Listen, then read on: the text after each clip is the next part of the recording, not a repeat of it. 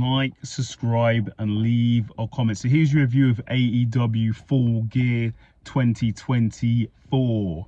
So it starts up with MJF versus Roderick Strong. Obviously, these two been going back and forth, and obviously Roderick Strong had to win the 3 matches to get this match in the first place.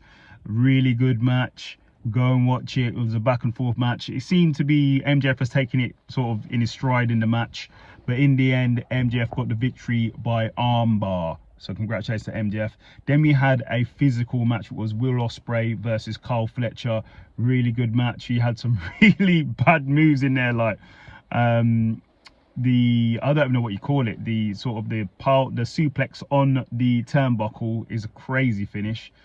Styles clash, really heavy moves in there, pile drivers, the lot.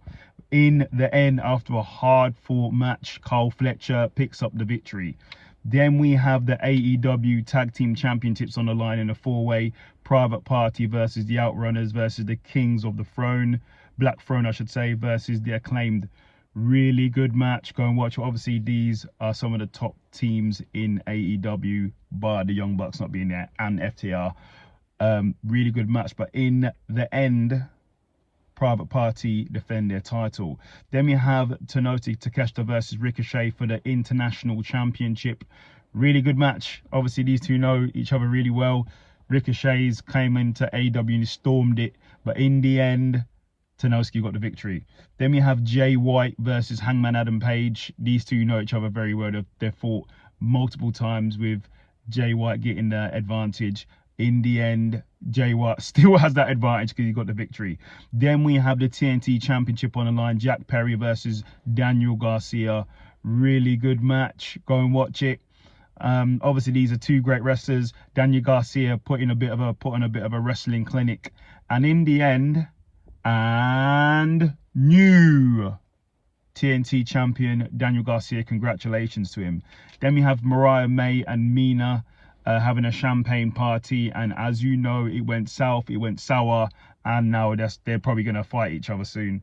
Then we have Bobby Lashley versus Swerve Strickland. Bobby Lashley making his second match. It was meant to be his debut, but he had his debut in Dynamite, but this is his second match in AEW.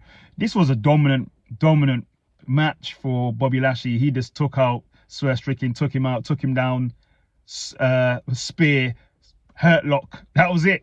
So Bobby Lashley got the victory dominantly. Then we have the TBS Championship, Mercedes Moné versus Chris Statlander. Really good match. Go and watch it. Were there shenanigans? But in the end, and still, Mercedes Moné is your champion. Then in the main event, it's Jon Moxley versus Orange Cassidy.